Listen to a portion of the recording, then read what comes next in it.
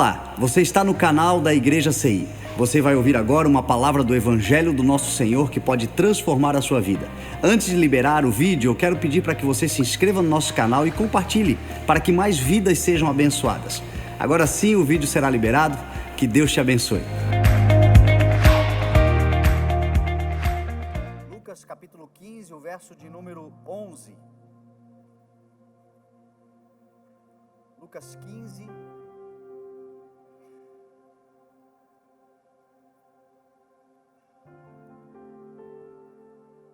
o verso 11.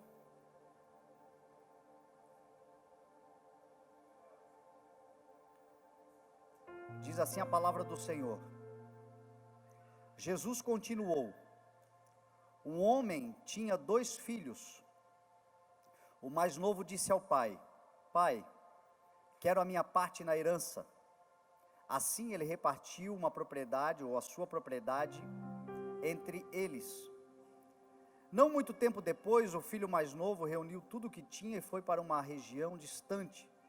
E lá desperdiçou os seus bens vivendo irresponsavelmente. Depois de ter gasto tudo, houve uma grande fome em toda aquela região e ele começou a passar necessidade. Por isso foi empregar-se com um dos cidadãos daquela região, que o mandou para o seu campo a fim de cuidar dos porcos. Ele desejava encher o estômago com as vagens de alfarrobeira que os porcos comiam, mas ninguém lhe dava nada. Caindo em si, ele disse: quantos empregados do meu pai têm comida farta e eu aqui morrendo de fome?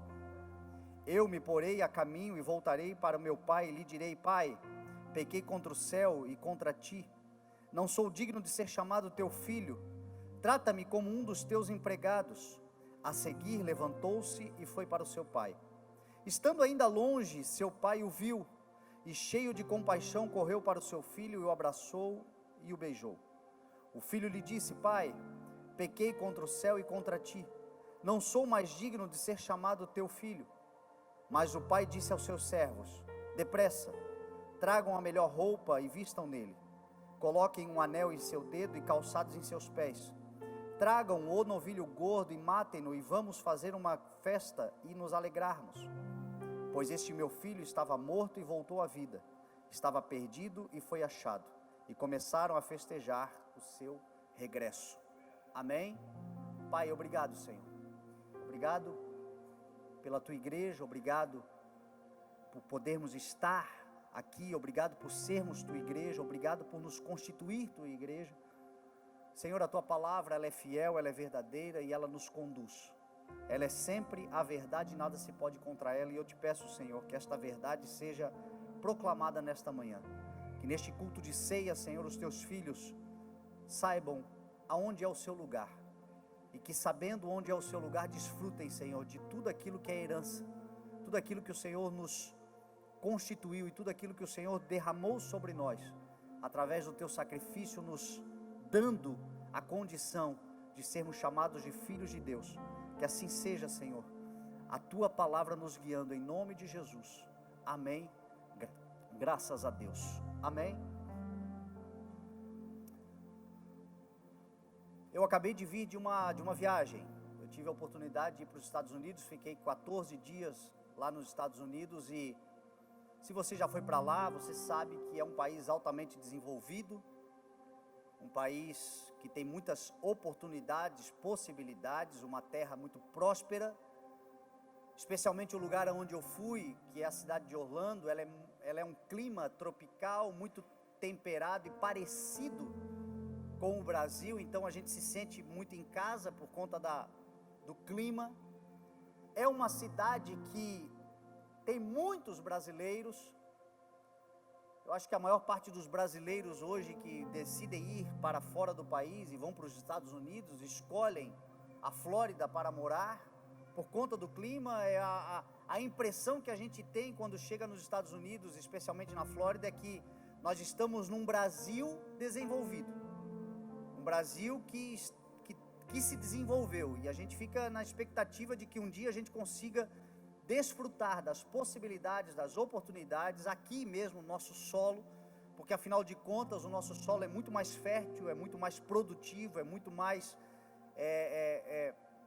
capacitado do que a Flórida, propriamente falando. A Flórida é um grande pântano, aterrado,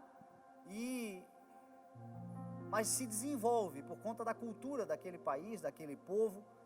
E eu conheci muita gente, fiz muitos relacionamentos e principalmente cumpri uma missão, porque eu fui daqui para lá para ministrar a palavra, pregar a palavra.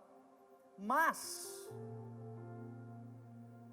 existe aquela velha máxima: não importa o lugar que você possa ir, esteja, a viagem dos sonhos, aquilo que você planejou talvez por muito tempo, o lugar especial que você pode ir com os seus familiares, com seus amigos, aquele grande passeio, aquela grande viagem turística, aquela grande viagem de negócios, tudo isso é muito legal, é muito bacana, mas aquela velha máxima: o melhor da viagem é voltar para casa. O melhor de toda viagem é voltar para casa. Eu passei 14 dias lá e nos últimos 2, 3 dias eu já não vi a hora de voltar para casa, e para ajudar na hora de voltar para casa eu perdi o voo. E eu tive que ficar mais um dia lá, e eu vou dizer para você, esse mais um dia lá foi muito difícil, porque o meu espírito, a minha alma, a minha mente já tinha voltado para casa, o meu corpo é que ficou lá. E a minha mala também veio na frente, fiquei sem mala. E aí só fiquei com a roupa suja e a vontade de voltar para casa, e isto me veio no coração: o melhor da viagem sempre é voltar para casa. Agora imagina, se você morasse numa casa que não lhe faltasse nada.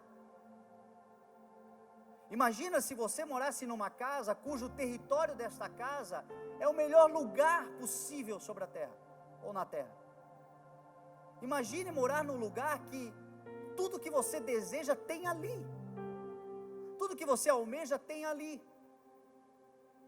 Há aquela máxima também aqui na nossa região: nós moramos num lugar onde as pessoas vêm passar férias, porque nós moramos numa cidade turística, num lugar muito abençoado, de praias, de belezas naturais. Então muita gente vem passar férias, planeja vir passar férias no lugar onde nós moramos. Então nós entendemos um pouco sobre o que é habitar num lugar abençoado por Deus. Mas ainda assim, quando nós fazemos as nossas viagens turísticas, nós vamos em busca de algo que a gente não tem aqui. Conhecer lugares que são diferentes dos nossos, acrescentar cultura. Mas agora imagine você morar num lugar que tudo que você possa desejar e almejar está ali. Esse lugar está sendo preparado. Esse lugar se chama a casa do Pai. Jesus disse assim: não vos perturbe o coração de vocês, creiam em Deus, creiam também em mim. Na casa do meu Pai há muitos aposentos. Se não fosse assim, eu vos teria dito, mas eis que eu vou preparar lugar a vocês, e quando esse lugar estiver pronto, eu voltarei, para que vocês estejam comigo aonde eu estiver.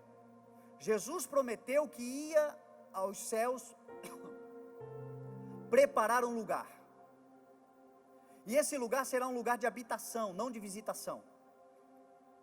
Esse lugar será um lugar de morada. Esse lugar é a casa do Pai. E nós acabamos de ler uma parábola onde Jesus conta uma história de um pai que tinha 2 filhos, e este pai deixou um filho partir porque esta era a sua vontade. E esta parábola que Jesus conta é de fato uma demonstração da casa do Pai, do lugar perfeito, do lugar aonde nós podemos habitar, porque Jesus garantiu isso para nós. Um lugar que um dia será físico, será um lugar onde nós estaremos de corpo presente. Como diz a palavra, teremos um corpo glorificado, seremos transformados, mas teremos um meio de locomoção, e o lugar em si será um lugar físico, habitável. Mas muito da realidade da casa do Pai, muito da realidade do que será a casa do Pai num dia de habitação presencial, nós já podemos desfrutar por meio de uma cultura de reino de Deus dentro de nós. A casa do Pai, que um dia será um lugar de habitação, pode ser hoje para nós, na nossa casa, um pedacinho. Nós podemos desfrutar na nossa casa de uma cultura semelhante à casa do Pai, do Espírito que será a casa do Pai, hoje já na nossa casa, na nossa família, na nossa habitação. A casa do Pai é um lugar de prosperidade. A casa do Pai é um lugar onde há prosperidade sobre a nossa vida, na nossa existência. Aqueles que entregam a sua vida ao Senhor, aqueles que começam a andar com o Senhor, aqueles que entregam o seu coração e o seu caminho ao Senhor, vão começar a desfrutar, e certamente você me entende, você que caminha com Cristo, você entende que você está desfrutando na sua vida de prosperidade. Prosperidade não tem a ver com quanto você ganha, mas tem a ver com aquilo que você é capaz de fazer com o que você ganha. Tem a ver com aquilo que o Senhor tem dado a você e que tem suprido e cumprido uma missão do Senhor. Tem a ver com possibilidades, ferramentas. Jesus aqui vai fazer uma referência que na casa deste pai havia prosperidade, porque o filho, quando estava lá fora da casa do pai, ele diz: na casa do meu pai há fartura. Então a casa do pai é um lugar de fartura. A casa do pai é um lugar de proteção. A casa do pai é um lugar de segurança. Todos aqueles que habitam no esconderijo do Altíssimo, a sombra das suas asas o protegem. Todos aqueles que entregaram a sua vida ao Senhor, já desfrutam desse lugar espiritual em Deus, e os anjos do Senhor acampam-se ao seu redor e livra. A casa do Pai é o lugar aonde a proteção do Senhor está sobre nós, aonde o bom pastor nos guarda, nos guia, aonde nós não tememos mal algum, porque Ele está conosco. A sua vara e o seu cajado nos protegem. É um lugar de um estado espiritual, de proteção, de segurança. Aqueles que estão no Senhor já desfrutam dessa casa. E aqueles que estão no Senhor já não tem mais o espírito do medo, mas da coragem, da ousadia, do poder, do equilíbrio. Aqueles que estão nesta casa, o Senhor começa a lhes curar de toda ansiedade, e eles já não andam mais ansiosos por coisa alguma, mas em tudo, em todas as adversidades, os problemas, apresentam seus pedidos a Deus e descansam na certeza de que o seu Senhor é com eles. Emanuel é o nome do nosso Senhor, é Deus conosco. Então a casa do Pai é um lugar de segurança. A casa do Pai é o lugar da congregação. A casa do Pai é o lugar da unidade. A casa do Pai é o lugar do relacionamento como igreja. A casa do Pai é o aprisco. A casa do Pai é onde o rebanho está unido. Esse é o lugar da casa do Pai. A casa do Pai é um lugar de bem-estar. Porque Jesus vai dizer: até os servos se sentem bem na casa do meu pai. O filho estava fora da casa do pai e estava se sentindo muito mal, porque estava no meio de porcos, entre porcos, dentro de um curral, com certeza um mal-estar total. E ele diz: na casa do meu pai até os servos se sentem bem. Porque quando nós estamos no Senhor, há contentamento. Quando nós estamos no Senhor, quando nós estamos na casa do Pai, há satisfação. Quando nós estamos na casa do Pai, há esse senso de plenitude. E plenitude em Deus não é que não nos falte nada, mas é que nada nos faz falta. Você consegue entender a diferença? Quando ele diz assim, o Senhor é meu pastor e de nada terei falta, não significa dizer que eu terei tudo que eu desejo ter, tudo que os meus olhos almejam. Não significa dizer que eu vou conseguir tudo que a minha natureza humana deseja, mas significa dizer que ainda que eu não tenha, não me fará falta. Porque o mais precioso eu tenho, o mais importante eu tenho. O contentamento, a satisfação, a alegria, a plenitude. Se eu puder ir lá e comprar um carro zero, glória a Deus que me deu condições, mas se o carro tem que ser usado, glória a Deus também, estarei contente em toda e qualquer circunstância. O importante é que eu tenha um meio de locomoção, isso me satisfaz. Contentamento, satisfação, bem-estar. Quem não está na casa do Pai, ainda que tenha tudo, não tem nada, nunca se satisfaz. Quanta gente você conhece que nunca está contente com nada? Porque contentamento e bem-estar só na casa do Pai.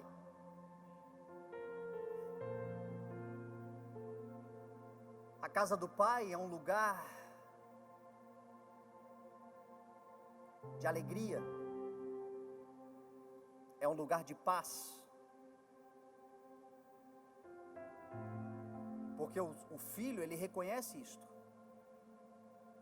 O filho, ele lembra disso quando ele está lá fora. E Jesus está dizendo, fazendo uma referência, o lugar da paz. O que eu acabei de relatar aqui para você é o Shalom de Deus. Às vezes a gente diz Shalom Adonai, paz do Senhor Jesus. A paz do Senhor Jesus, quando a gente proclama a paz do Senhor Jesus, a gente está transferindo aquilo que a gente tem, e a gente está desejando que aquilo que a gente tem seja uma realidade sobre a vida do irmão. Por isso que a gente costuma dizer, paz do Senhor. E a paz do Senhor é esse combo de segurança, de bem-estar, de saúde, de alegria, de contentamento. A casa do Pai é um lugar salubre, é um lugar de saúde espiritual, psíquica, corporal. Porque na casa do Pai a gente aprende a cuidar, a proteger, a preservar. Porque o Espírito Santo de Deus, como diz em Tessalonicenses, nos santificará inteiramente, e todo o nosso espírito, alma e corpo serão preservados. Então é um lugar onde a gente aprende sobre saúde espiritual, sobre saúde emocional, sobre saúde corporal. A casa do Pai nos dá longevidade, nos dá o entendimento da importância de nós preservarmos e cuidarmos de tudo isso. E o filho, ele se lembra disso. Eu estou aqui no meio de porcos, com fome, vulnerável, talvez as suas capacidades físicas se esgotando, mas ele se lembrou, na casa do meu pai, a saúde. Então a casa do Pai é esse lugar de shalom, é esse lugar de paz, é esse lugar de contentamento, é esse lugar de plenitude, é esse lugar de proteção, é esse lugar de segurança. A casa do Pai é este lugar, mas ainda assim, muitos desejam sair da casa do Pai. Ainda assim, muitos saem da casa do Pai. Ainda assim, muitos tomam a decisão de dizer, eu não quero mais ficar na casa do Pai. E eu já adianto para você, é uma decisão tola. Se existe uma tolice que nós podemos cometer contra nós mesmos, é sair da casa do Pai. É sair deste lugar onde nós temos relacionamento com Ele, intimidade com Ele, proteção dEle, usufruto das coisas dEle, segurança dEle, bem-estar que Ele promove, saúde que Ele promove. É uma tolice sair da casa do Pai. Agora eu vou dizer uma coisa para você, Jesus não diz claramente, mas fica subentendido, e basta você observar a vida e você vai entender por que muita gente sai da casa do Pai. Não é por causa do Pai, Não é por causa da casa do pai, não é por causa das coisas que o pai tem, mas é por causa do relacionamento entre os irmãos. O que nos leva a sair da casa do pai é o relacionamento com os irmãos. Você conhece alguém que saiu da igreja? Você conhece alguém que se afastou do Senhor? Foi por causa de Deus? Não, foi por causa do relacionamento com irmãos. Sempre é confusão entre nós, porque os irmãos não conseguem se relacionar direito dentro da casa do pai. E aí, em algum tempo, alguém diz: quer saber de uma coisa? Eu vou pegar minhas coisas e vou embora. Está cometendo uma loucura, mas ele não está saindo por causa do pai, ele não está saindo por causa da casa do pai, ele está saindo por causa do irmão. Gente que nós conhecemos, que serve a Deus, que é fiel ao Senhor, que ama a Deus, que ama a casa do pai, mas de repente foi traído, foi traída pelo marido, pela esposa. Acontece muito isso dentro da igreja. Adultérios. A igreja é um extrato social. O que acontece no mundo acaba acontecendo dentro da igreja. E aí são traídos, porque o marido, a esposa, apesar de ser marido, apesar de ser esposa, apesar de ser o pai ou a mãe dos filhos, é um irmão na fé. Quando Jesus voltar, acabou a história de matrimônio, acabou a história de marido e mulher, acabou. Jesus disse: nós seremos como irmãos. Então, espiritualmente, a minha esposa é minha irmã em Cristo. E quantos que foram traídos? E aí se afastam da casa do pai. Não foi por causa de Deus, foi por causa do irmão. Gente que dentro da casa do pai viu corrupção, mau caratismo, gente desonesta. Quantas vezes isso já aconteceu dentro da casa do pai? Não tem nada a ver com Deus. Irmãos que fazem negócios entre si, e um entre os dois é mau caráter, engana, passa a perna, entristece o outro irmão, engana o outro irmão, e qual é o resultado? Alguém se afasta.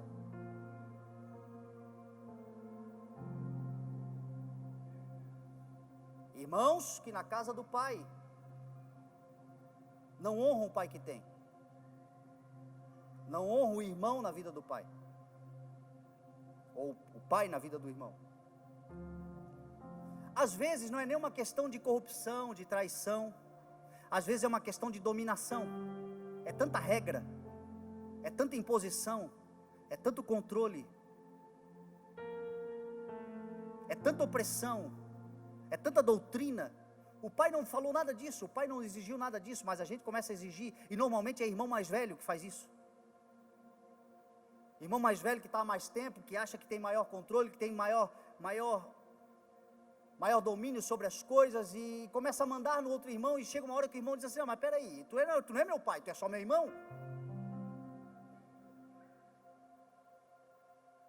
E aí tomam a atitude de fazer o que esse irmão mais novo, Jesus fala, é o irmão mais novo que faz isso. Ele decide pedir a sua herança e ir embora da casa do pai.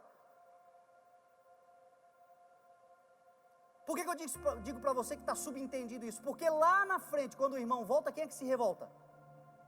O irmão mais velho. Gastou tudo, jogou tudo fora, agora volta. Graças a Deus que foi, agora tem que voltar. E na igreja e na vida é assim. Eu passei 15 anos afastados do caminho do Senhor, longe da casa do pai, e eu nunca tive problema com Deus, o meu problema era com os meus irmãos.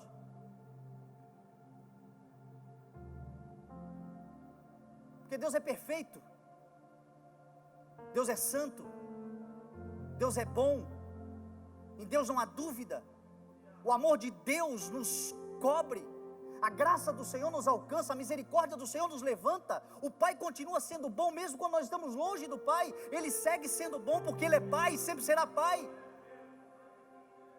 É a nossa bronca com os nossos irmãos que nos afasta, mas eu repito, é uma tolice, porque todo aquele que se afasta da casa do Pai, torna-se vulnerável às obras da carne. E a tendência é tornar-se pior do que aquilo que ele critica.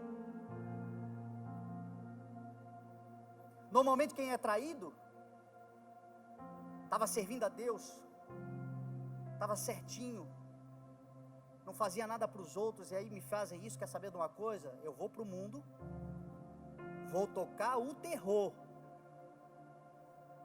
e a possibilidade de se tornar ainda mais promíscuo do que foram com ele ou com ela é enorme.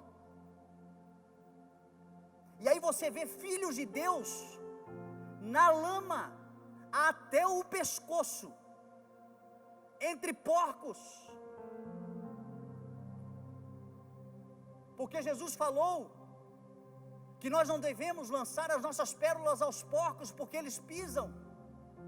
Pedro falou que a porca lavada é aquele que conhece a palavra, recebe a palavra, é lavado pela palavra, o Espírito santifica, mas ele resolve voltar para o mundo.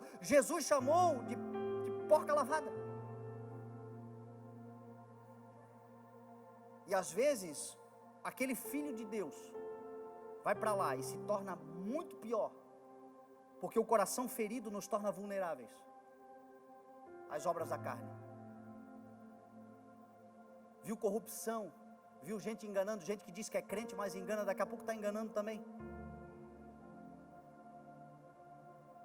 Cansou de ser oprimido por causa da religiosidade, do legalismo, uma coisa que atrapalha demais o projeto de Deus na nossa vida, uma coisa que eu luto diligentemente dentro dessa igreja, para que não haja legalismos, religiosidade, porque isso afasta as pessoas do caminho do Senhor.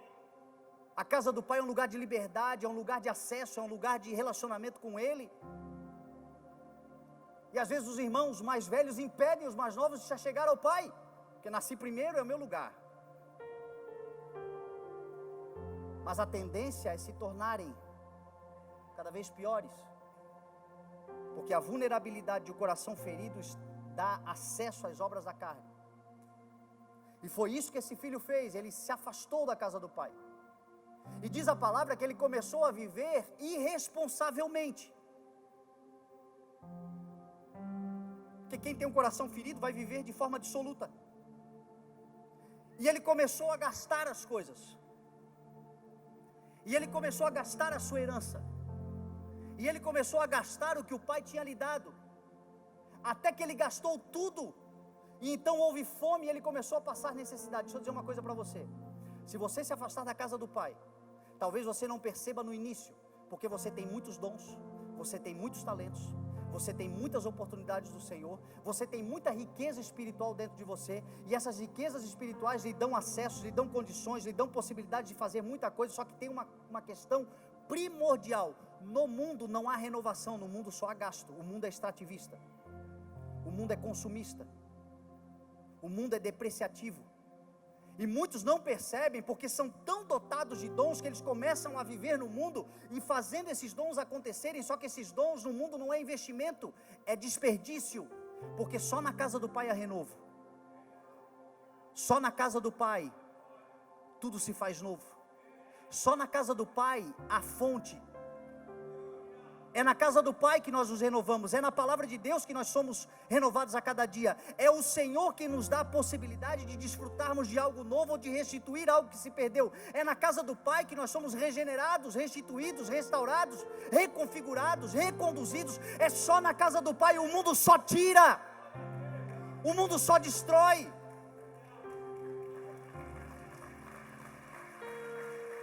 E está cheio de irmãos altamente capacitados e dotados de habilidades e de talentos, porque o pai dá o dom, o chamado é irrevogável, a herança é para sempre. Você disse: ó, quer saber de uma coisa, Deus? Eu não quero mais viver, eu não quero mais ter ministério, eu não quero mais servir a Deus, eu não quero mais saber de congregar, eu não quero mais saber de igreja, eu não quero mais saber de andar com irmãos. Quer saber de uma coisa, Deus? Eu vou viver a minha vida lá fora. E o pai diz: vai, meu filho. E quem te disse que Deus te tira tudo e vai pesar a mão sobre ti? É o legalista religioso, é o teu irmão mais velho que disse: ah, você vai sair, Deus vai pesar a mão sobre ti. O pai diz: não, pega aqui tudo e vai viver a tua vida. Só que entenda uma coisa, você só vai gastar lá fora, e uma hora vai acabar. você só vai se desperdiçar lá fora e uma hora vai acabar.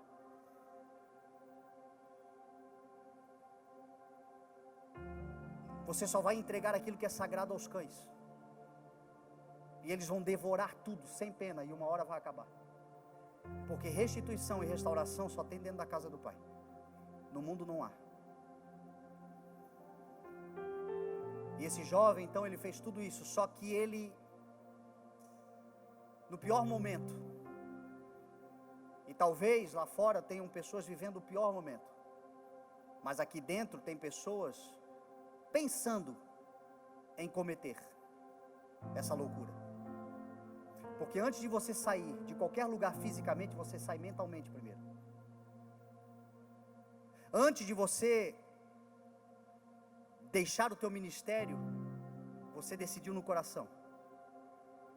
Antes de você abandonar ao Senhor, a casa do Pai, antes de você decidir fisicamente, tomar a atitude física de fazer algo, você começa mentalmente, você decide mentalmente.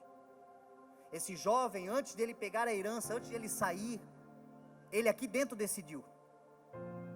E depois que ele decidiu, ele tomou coragem e pediu ao pai. E depois que ele tomou coragem e pediu ao pai, e o pai deu, diz que passou alguns dias, ele resolveu pegar tudo e ir embora. Ele não foi prontamente, porque a decisão começa psiquicamente, a gente vai tomando coragem para fisicamente fazer. Mas eu oro para que todos nós possamos cair dentro de nós mesmos.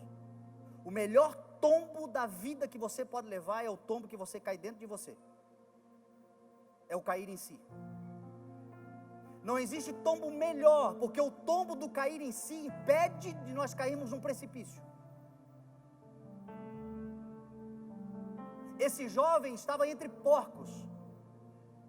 Estava no pior momento que ele poderia chegar na vida. Mas ainda assim, graças a Deus, ele caiu em si. E esse tombo que ele levou dentro de si mesmo, fez com que ele voltasse para o Pai. Também psiquicamente, também mentalmente, também espiritualmente, antes que fosse fisicamente. Porque da mesma forma como você vai primeiro mentalmente, você também volta primeiro mentalmente. Transforme-se pela renovação da vossa mente, para que sejam capazes de experimentar.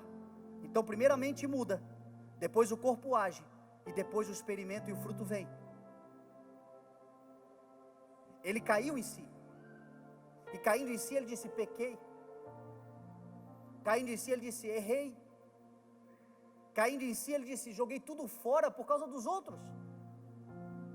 O meu pai sempre esteve comigo, Deus sempre esteve na minha vida, a casa do pai sempre foi o melhor lugar. Pequei contra os céus, pequei contra o meu pai, já não sou digno de ser chamado de seu filho. Levantar-me-ei e voltarei, irei ter com o meu pai. Deixa eu dizer uma coisa para você: se você está pensando em sair, ou talvez já saiu, ainda que o teu corpo não tenha te seguido, mas você cai em si nessa mensagem, deixa eu dizer uma coisa para você: se levanta agora. Se levanta agora. Se levanta agora e estabeleça novamente a tua aliança com Deus. Porque culto de ceia é culto de memória de tudo isso, da aliança que nós temos eterna com o Senhor. Levantar-me-ei e irei ter com meu pai, e direi: pai, pequei. Jesus disse assim: bem-aventurados os humildes, porque deles é o reino de Deus. Bem-aventurados os humildes, porque deles é a casa do Pai. Não é o quanto você errou, o quanto você pecou, não é o quanto você se enfiou em confusão, não é o quanto de sujeira você deixou entrar no teu coração, mas é ainda o resquício de humildade de reconhecer: pai, pequei. Este lugar te dá acesso novamente à tua condição original, e a tua condição original é de filho e filha de Deus. Pequei. Levantar-me-ei e irei ter, diz a palavra, a seguir. Levantou-se e voltou para o seu pai. Já caiu em si há 20 anos, mas continua sem voltar. Faz 10 anos que eu sei que eu tenho um ministério, mas está lá. Faz 10 anos que eu sei que Deus me deu dons, talentos, mas está lá. Faz tempo que sabe que pode, precisa voltar, que a casa do Pai é o lugar perfeito, que o relacionamento com Deus, faz tempo que já sabe que Deus quer relacionamento, comunhão, que o lugar melhor para nós estarmos é no centro da vontade do Senhor, é no coração do Pai, é na casa do Pai. Já sabe, já caiu em si, só não voltou ainda. E agora é a hora, meu irmão, vai esperar quanto tempo? Vai procrastinar e prorrogar até quando? Vai continuar gastando e desperdiçando e jogando fora talentos e dons, vai continuar aí pisando na lama, até quando? Volta, volta e volta. Meu irmão, deixa eu dizer uma coisa para você, a seguir, nós vamos participar da ceia. A seguir, daqui a pouquinho, e eu estou cansado de ver filhos de Deus, que quando chega o momento de ceia não participam, porque não se julgam dignos, porque se julgam imerecedores, porque se julgam sujos. Deixa eu dizer uma coisa para você, você sabe que a casa do Pai é o melhor lugar, você reconhece que o Pai é bom, você sabe que Deus é o lugar para você estar, você sabe que a igreja é o lugar da comunhão. Então se você sabe, a seguir, em nome de Jesus, pega o pão, pega o cálice e vamos celebrar juntos, porque a seguir será lugar de festa e de celebração, e é para todo aquele que é filho. E aí fica um monte de filho que já caiu em si, se auto-penitenciando, quando o lugar dos filhos é dentro de casa, festejando com o Pai. O novilho gordo que será morto é a ceia do Senhor. Diz a palavra que o Pai, quando viu ainda longe,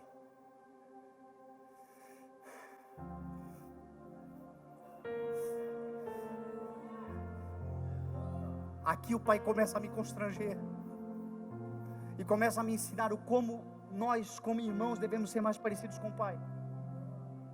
Quando o Pai ainda o viu longe, se encheu de compaixão, levantou-se de onde estava e correu na direção dele, o abraçou e o beijou. Talvez um dia você ouviu, pois é, você chegou aqui, o Pai está aqui. Não, aqui você já chegou com o Pai. Sabe onde é que o Pai foi te buscar? Quando você estava lá longe, quando você estava lá naquela balada e você decidiu que lá não era o seu lugar, e o Pai viu a tua decisão e você caiu em si, você decidiu se levantar, quando você estava lá longe nos seus pensamentos, quando você estava muito longe desse lugar. Esse lugar é a casa, esse lugar é a festa, mas esse lugar você não chegou sozinho, esse lugar você decidiu lá longe vir, mas quando você estava ainda lá longe, o Pai já te viu, te pegou pela mão e te trouxe, porque Ele é aquele que efetua o querer e o realizar. Foi Ele que nos trouxe para a festa. Pai, pequei, Pai, errei, glória a Deus por isso. Isso é humildade, isso é relacionamento, isso é compaixão, isso é reconhecimento.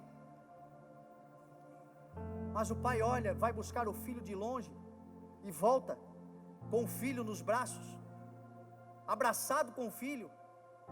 E quando ele entra na casa, ele diz: depressa, tragam a melhor roupa e vistam-no, pegue o anel e coloque no seu dedo, calcem uma sandália, matem o novilho gordo, e vamos nos alegrar e vamos festejar, porque esse meu filho estava morto e reviveu, estava perdido e foi achado.